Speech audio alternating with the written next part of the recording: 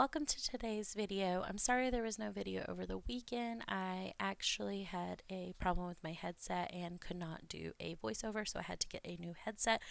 But everything is working now, and I should still have uploads daily from here on out.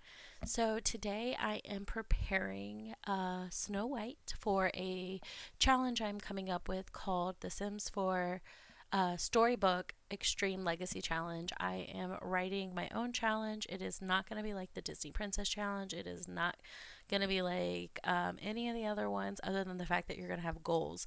And it will be written for people who play with the entire game, because I know there isn't that many challenges that are fantasy based geared towards all Sims 4 gameplay, because I don't play too much on the realm of realism. I like all kinds of storytelling, which include fantasy.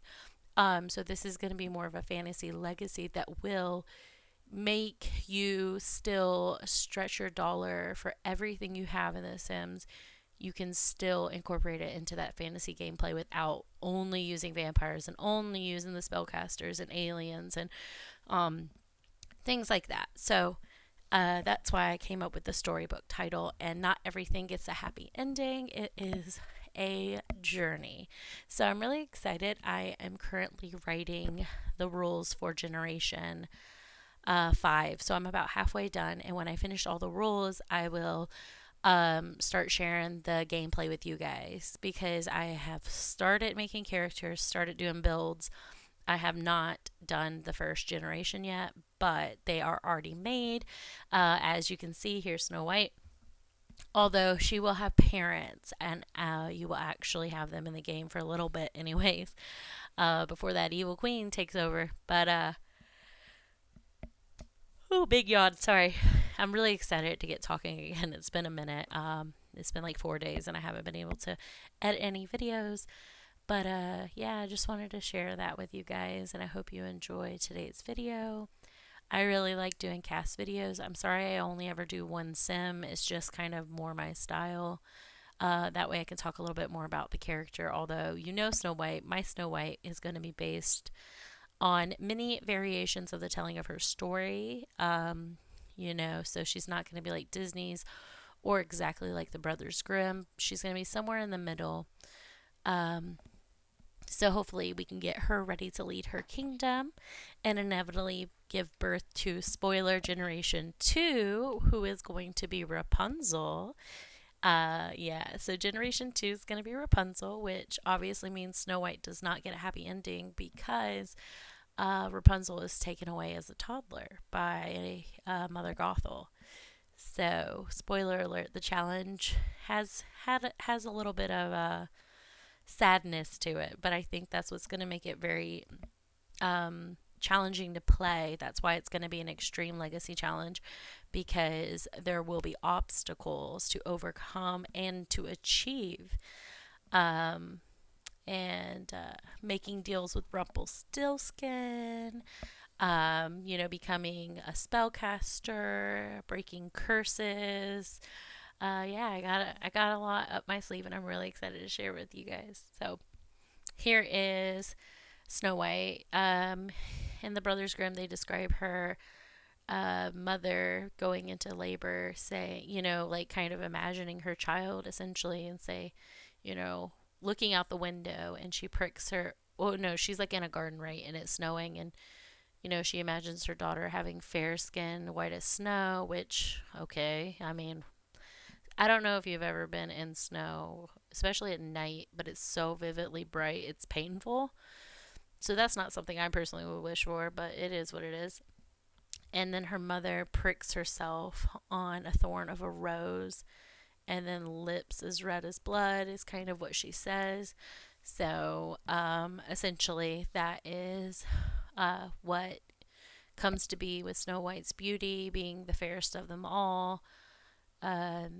But that's more on her inner beauty as well, like fairness and becoming a good leader and all that. But it doesn't mean that, you run away and find a prince and live happily ever after. And that's not where my challenge is going to lead us. It's more complex than that, just like life, which is what makes it an extreme legacy, right? So here I am using my CC and what came into the game to find out what is going to be the best combination. Because I do want to pay homage to the Disney costume because it is iconic, but I haven't downloaded the CC for it. I do know it exists, so I might go ahead and download it, but I actually did make a makeshift kind of version of it, and I really like it. Plus, I don't want to, like, I give her a dress for every single outfit, but I don't want to use certain styles as they will work better for other generations, and I don't want to overuse. Like a few ones back, that one perfect for Ariel. I don't know if I'm going to do Ariel because I'm only on generation 5. Ariel is not one of the 5, but you get what I'm saying. Like, there's certain dresses that I'm like, oh, I need to save this for a further character. Oh, another yawn. Speaking of which, I do have another spoiler, that generation 3 has to be male. So that's kind of cool. Not many challenges like require your sim to be a certain gender, or like present that way because they let you free play. But I think for this to kind of be fully understood, we're doing a tale as old as time, and a certain character is, a spoiled prince. So that is what we're going to do with Generation 3. Although, if you want to edit the rules for yourself, I'm just laying a guideline for a challenge. So if you want to change certain things up, so long as you're not making it easier, I don't really care.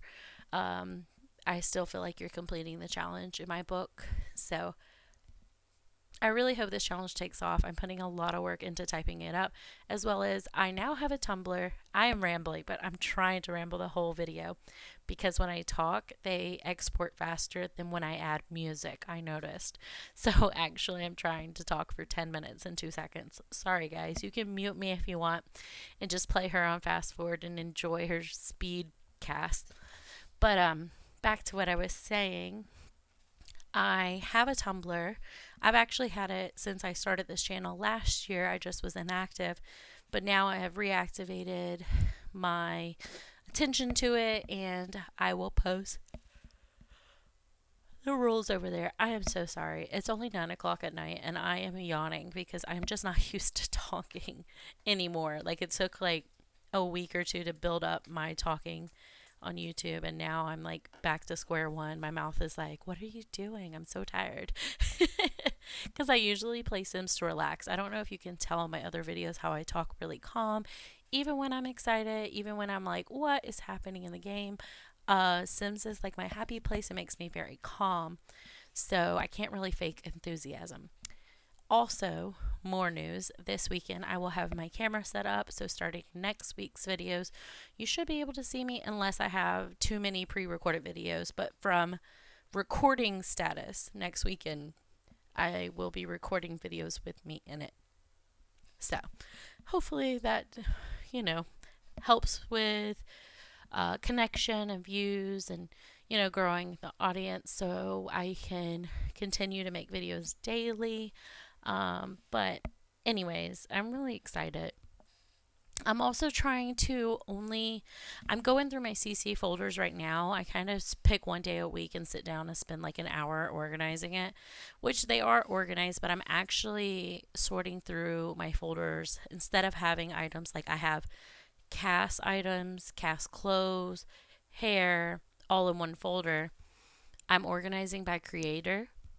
That way, I will know what creators I have in my game, as well as like I'll download some Maxis Match hairs that look good on a thumbnail when I download them, and then when I look at them in game, they look like helmets, and they're just not my style for Maxis Match.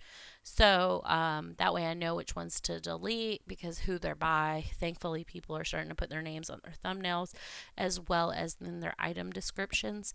But that way, when someone says, "Hey, I want to download your sim," which I do my best to make sure all their features are not just skin details, like to actually do the genetics myself and then add the overlays. But that way, if someone says they like certain things, I can say, oh, that's by Clumsy Alien, or that's by this person, or that's Grim Cookies. And that way or you can look at the icons yourself and it limits the process, because I'd like to be able to say what each sim has on layer by layer.